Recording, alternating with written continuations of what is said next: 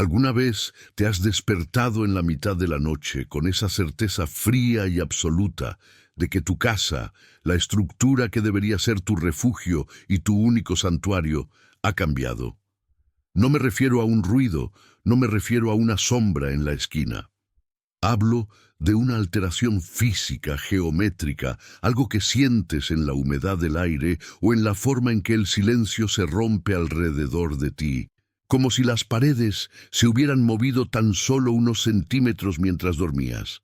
Es el terror de la quietud, la realización de que aquello que te define como seguro, el techo, la cerradura, la fundación, ha sido sutilmente profanado.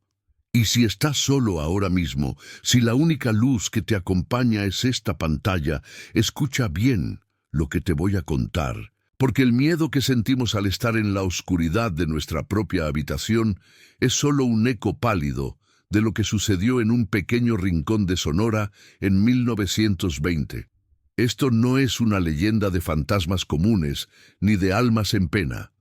Esto es mucho más profundo y perturbador, porque toca la fibra más sensible de nuestra identidad, el hogar. Imagina un calor que no cede, un desierto que parece respirar y que te ahoga lentamente, kilómetro tras kilómetro de polvo y sol abrasador. Estamos en el estado de Sonora, durante una época donde el silencio no era paz, sino un caparazón de incomodidad. Existía un pueblo, cuyo nombre no importa, porque los registros oficiales son deliberadamente vagos, borrados por la misma arena que cubría sus cimientos. Llamémosle el desaparecido, aunque la verdad es que no desapareció de un golpe. Fue borrado capa por sus propios habitantes. En 1920, la gente del desaparecido vivía bajo un pacto silencioso. Una rutina macabra que se desarrollaba bajo el cielo estrellado y el sol implacable. Su terror no venía de fuera, de bandidos o de la revolución, sino de algo que se arrastraba, se acumulaba y que se manifestaba en la arquitectura de sus vidas. El miedo se medía en la altura de las ventanas y en la distancia entre el suelo y el marco de las puertas. El gancho de esta historia, lo que nos obliga a mirar hacia el abismo de esa época, es simple y devastador. En el desaparecido, la gente enterraba sus propias casas, casas enteras. La primera vez que alguien de fuera lo notaba, lo atribuía a la locura del desierto, al aislamiento, a la necesidad de construir trincheras contra el calor. Pero no eran trincheras, eran tumbas para la vida diaria. Llegabas a ese pueblo y sentías de inmediato una presión.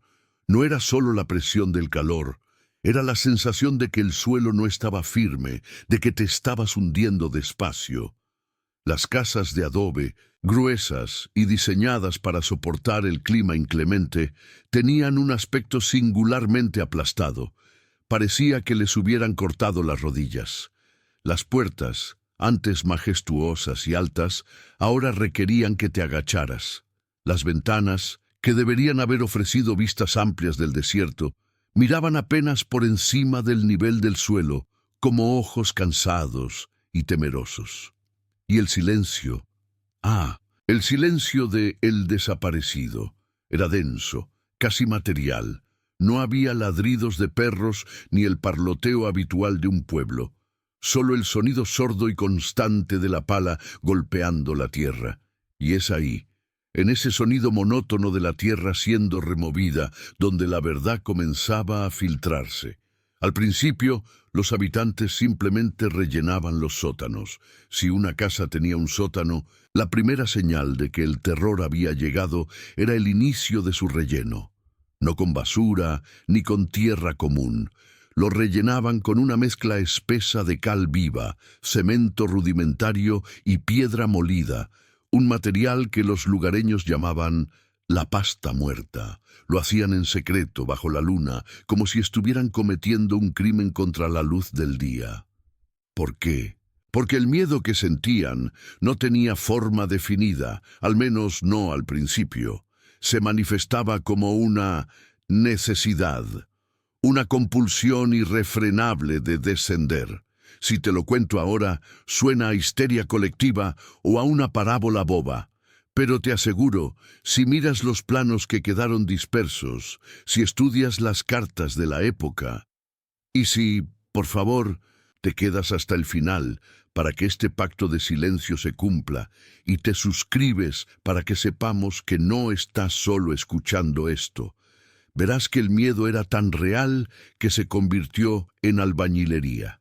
El proceso era lento, metódico y espeluznante. Una familia notaba que la casa no se sentía segura. Quizás el aire se volvía frío en ciertas esquinas sin explicación. Quizás el espejo reflejaba algo que no estaba ahí, solo por un instante fugaz. O, lo más común, notaban que la sombra de la casa, cuando el sol estaba en lo alto, era demasiado larga, demasiado oscura, como si estuviera absorbiendo más luz de la que le correspondía. Y entonces empezaba la excavación. Cavaban alrededor de los muros exteriores, como si estuvieran desenterrando un tesoro, solo que el tesoro era más tierra. Usaban tablones para apuntalar y durante días la pala era su única herramienta de fe. Quitaban el techo, sí, lo desmantelaban cuidadosamente y lo ponían a salvo. Luego venía lo incomprensible. Vertían tierra fresca, seca y pesada en el interior de la planta baja. Ladrillo por ladrillo, rellenaban las habitaciones. El comedor, la cocina, el cuarto de los niños, todo quedaba cubierto, sepultado bajo paladas y paladas de sedimento. Imagina la desesperación de tener que enterrar la mesa donde comías, la cama donde nacieron tus hijos, los recuerdos de tu vida, bajo metros de tierra compactada.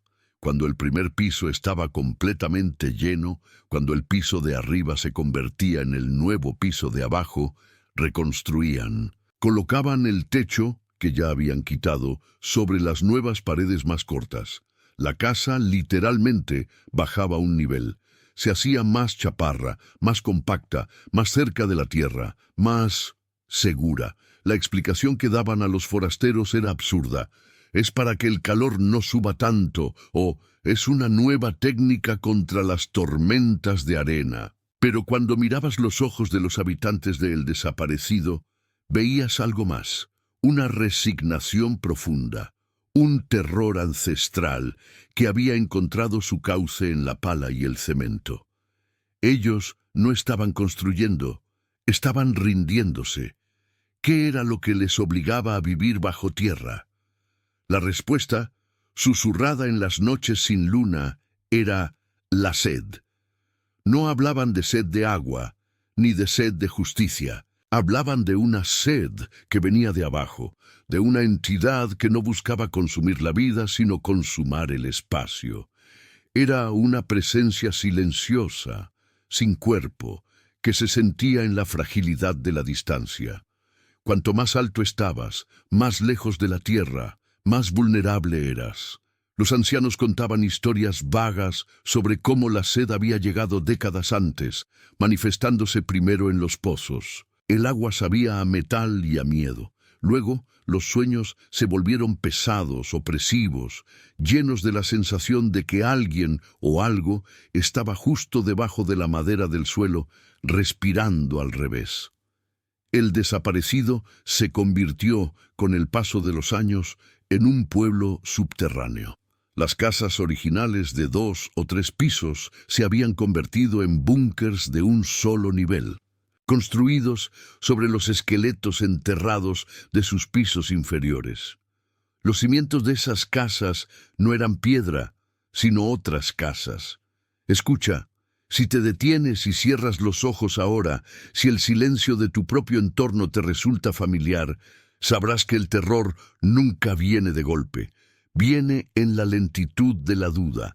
Imagínate vivir sabiendo que, debajo del lugar donde pones los pies, debajo de esa alfombra, debajo de esa capa de tierra nueva, están tu vieja sala, tus muebles olvidados y quizás, lo peor de todo, el aire viciado de ese terror inicial que te obligó a enterrarlo todo. Era una constante amenaza de colapso, no solo estructural, sino psicológico.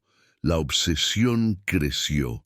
Ya no era suficiente enterrar un piso. Algunos, los más aterrorizados, empezaron a cavar hacia abajo antes de rellenar. Construían un nuevo piso debajo de la casa y luego rellenaban el nivel superior. El resultado era una arquitectura inversa, donde la vida se desarrollaba en un subsuelo autoimpuesto, claustrofóbico, mirando hacia afuera a través de ventanas diminutas que apenas distinguían la diferencia entre el día y la noche. Este terror de la sed se convirtió en una unidad de medida. La gente se preguntaba, ¿cuánto falta para que mi casa ya no sirva? ¿Cuánta distancia necesitamos de la sed para estar a salvo? La respuesta era siempre la misma: nunca es suficiente. Lo más terrible no es la acción, sino la resignación. Nunca combatieron a la sed con armas o fuego. La combatieron con obediencia de tierra. Era la rendición máxima. Te daré mi casa, te daré mi espacio, solo déjame vivir un poco más cerca de ti para que no me arrastres completamente. El pueblo se convirtió en un laberinto de montículos y techos bajos. Los niños de 1920 nunca conocieron las escaleras, solo sabían de las rampas de tierra y los pasadizos angostos. Crecieron con el miedo incrustado en su médula, entendiendo que el mundo de arriba era peligroso y el mundo de abajo, la tierra pura, era una protección temporal. Y aquí viene el detalle que me rompe la calma cuando lo pienso. Cuando una familia ya había enterrado el segundo nivel y la casa se había convertido prácticamente en un búnker donde apenas podían estar de pie, algunos tomaban la decisión final. Cuando la sed se sentía demasiado cerca, cuando el aire dentro de su última habitación se volvía espeso con ese miedo sin nombre, la familia se mudaba a otra parte del pueblo. No vendían la casa, nadie la compraba, simplemente la dejaban. Y al cabo de unas semanas, esa casa vacía y agachada era objeto de la última obra comunal. Todo el pueblo, sin hablar, sin mirarse a los ojos, tomaba sus palas y sus carretillas y la enterraban por completo. Hasta el techo, una casa vacía era una puerta abierta para la sed. Tenía que ser sellada, borrada, convertida en un simple montículo de arena y arcilla. Imagina el sonido de esa tierra cayendo sobre las pocas pertenencias olvidadas, sobre la última luz que entró por la ventana. Era un entierro, un rito funerario, donde el ataúd era de adobe, y así el desaparecido se convirtió en un cementerio de arquitecturas. Se mudaban de una casa a otra, la reducían, la enterraban, se mudaban de nuevo. Era una danza macabra de autosepultura, una huida constante que solo podía terminar de una forma. El pueblo no se hundía por fenómenos geológicos, se hundía por el miedo de sus habitantes, por la necesidad de satisfacer a una entidad que exigía la negación del espacio habitable. Hay quienes dicen que, si cavas ahora en esa región de Sonora, aún puedes encontrar los techos de las casas más antiguas, a 1,5 metros de profundidad, perfectamente conservados, esperando como barcos varados en un océano de tierra, y justo debajo de esos techos sentirías el eco de ese aire viciado, ese terror comprimido. Pero lo que nos aterra no es solo lo que enterraron, es lo que obligaba a la sed a comportarse así. ¿Qué era lo que realmente buscaba esta entidad sin cuerpo? Si no le bastaba la tierra y exigía la renuncia al espacio vertical, ¿qué clase de hambre era esa? La respuesta, la razón por la cual un pueblo entero eligió vivir en la oscuridad y el confinamiento, es lo que me quitó el sueño durante meses. Y es algo que tenemos que explorar, pero no sin antes entender la gravedad de esta situación. Si tú, que me escuchas, alguna vez has sentido que el suelo de tu casa vibra un poco más de lo normal, o que la sombra bajo tu cama tiene un peso diferente, te pido que te quedes en el siguiente relato, porque lo que sucedió después de que enterraron la última casa del desaparecido Es la razón por la que el silencio de la noche debe ser siempre tu peor enemigo. Y si te atreves, y si quieres confesar que has sentido algo así, pon un comentario simple. Solo la palabra «sentí el peso», para saber que no estoy solo en esta verdad que se filtra desde abajo. Esto era solo el principio, la preparación para la gran renuncia, pero la sed no estaba satisfecha con las casas. No. Lo que ella buscaba, lo que exigía ese abismo silencioso de Sonora en 1920, era mucho, mucho más personal.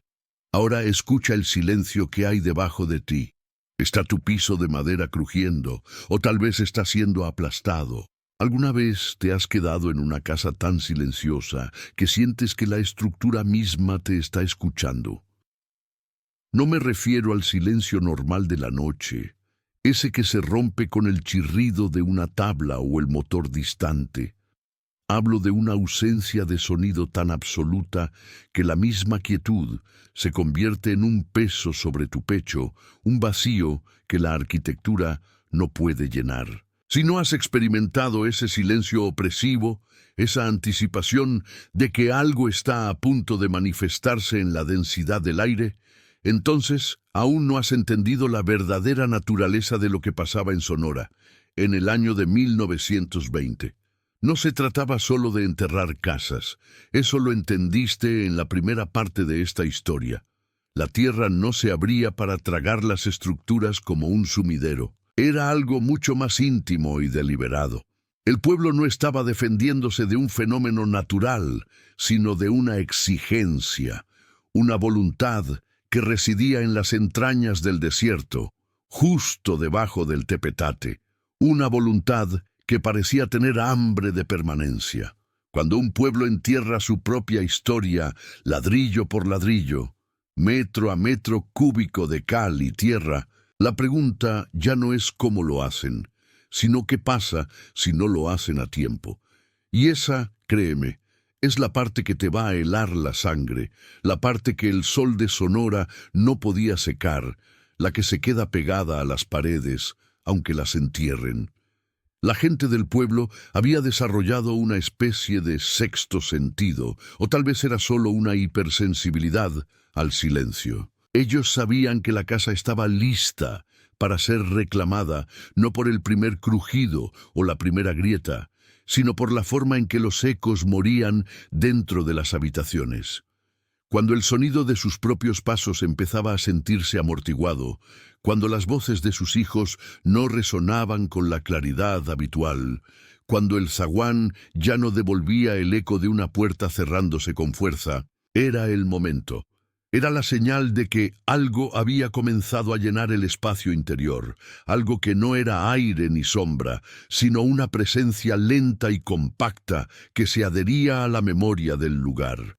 El terror real, el que llevó a los hombres a empuñar picos y palas con desesperación, no era perder la casa, sino perder lo que la casa contenía. Los recuerdos, la estabilidad, la misma definición de hogar. El ente que acechaba debajo de Sonora en 1920 no quería la madera o la argamasa. Quería el silencio, saturado de vida que solo un hogar puede acumular. Quería la historia. Imagina la escena. Es la medianoche. El calor aún no ha cedido, pero hay un escalofrío que no tiene que ver con la temperatura. Una familia, la familia Morales, se levanta de golpe. Han escuchado el no sonido. Han sentido cómo la casa se ha vuelto una esponja de ecos. El aire es denso, casi irrespirable, no por el polvo, sino por la concentración de una amenaza invisible. La regla era clara. Cuando eso empezaba, tenían menos de 48 horas para actuar. Y actuar significaba la excavación febril, la negación desesperada de esa estructura a la entidad que la reclamaba. Si la casa se quedaba quieta y habitable por demasiado tiempo, esa presencia se hacía permanente. Y si se hacía permanente, no solo se perdía la casa, se perdía a la familia. Los Morales, en pánico, comienzan la tarea ritual. Pero ya es tarde. Al intentar romper el suelo del patio con el pico, no encuentran la solidez habitual. Sienten, bajo la herramienta, una vibración, no de tierra, sino de algo orgánico, profundo y pulsante. Es como si el subsuelo estuviera respirando en un ritmo lento y hambriento. Aquí es donde el terror se transforma, donde la sugestión se vuelve palpable. Lo que veían los vecinos, los que se atrevían a mirar a través de las rendijas de sus propias casas, vigilando para saber si les tocaba a ellos, era terrible. La casa de los Morales no se derrumbaba, se consumía. La entidad, que no tenía nombre, pero que se conocía simplemente como el lamento de la base, comenzaba a reclamar los cimientos. Pero no los destruía, los absorbía, los integraba a su ser. Las esquinas de la casa, donde se unía la piedra del cimiento con el adobe, empezaban a fundirse, a adquirir una textura cerosa, oscura. Los muros parecían sudar un limo negro y fino. Si estás escuchando esto, si esta historia te está calando hondo, tienes que quedarte hasta el final. Hay un pacto no verbal que se sella en el silencio de la noche, y si lo rompes a mitad, la espera puede ser peor. Lo que vas a escuchar a continuación no es para que duermas tranquilo. Sigue escuchando, y si te atreves a enfrentar la verdad, considera suscribirte, porque lo que viene no debe ser olvidado. Volvamos a la casa de los Morales, que ya no era una casa, sino una escultura en descomposición. Los relatos de 1920, aquellos que se susurraban y que se enterraban con la misma urgencia que las casas, hablan de un sonido particular, un sonido que solo ocurría cuando el proceso de absorción estaba en su fase final, el grito de la madera. No era un crujido seco y rápido, era un lamento extendido, fibroso, como si las vigas y los postes estuvieran estirándose, sus células desintegrándose lentamente bajo una presión interna inhumana. El horror psicológico estaba en la lentitud. Los Morales estaban atrapados afuera, viendo cómo su hogar se inclinaba, no hacia un lado, sino hacia adentro. La casa entera se hundía sobre sí misma, como si el centro de gravedad hubiese sido extraído. Los muebles permanecían en su sitio hasta el último instante, detenidos en ángulos imposibles antes de que el techo colapsara sobre el suelo. Pero el colapso no hacía ruido. Recuerda lo que te dije sobre el silencio. Cuando la casa de los Morales fue finalmente reclamada, lo único que quedó no fue una pila de escombros, sino un montículo de tierra perfectamente cuadrado y liso. Como si una mano gigante y precisa hubiera empujado la casa hacia abajo, compactándola, sellando la estructura con el mismo polvo que la había visto levantarse. Lo peor de todo era lo que pasaba con los objetos que quedaban atrapados. Si por descuido, en la desesperación de la huida, dejaban un espejo, o un reloj de pared, o un juguete de niño, esos objetos se integraban al montículo. Y en las noches de luna llena, algunos vecinos juraban ver la silueta distorsionada de esos objetos, brillando apenas bajo la tierra, como si la casa estuviera regurgitando sus memorias más dolorosas, atrapadas en el limo. El verdadero clímax de la historia de Sonora 1920 no es la visión de una casa desapareciendo, sino la revelación de la alternativa: vivir en la inestabilidad perpetua. El pueblo entendió que la única manera de sobrevivir a esta entidad que se alimentaba de cimientos y permanencia era nunca echar raíces. Si una casa era enterrada a tiempo, con la familia evacuando y sellando rápidamente los accesos, la entidad se frustraba, dejaba el montículo en paz por un tiempo y buscaba otro objetivo. El entierro era un sacrificio, una ofrenda de material y esfuerzo para comprar tiempo, para mantener el lamento de la base a raya.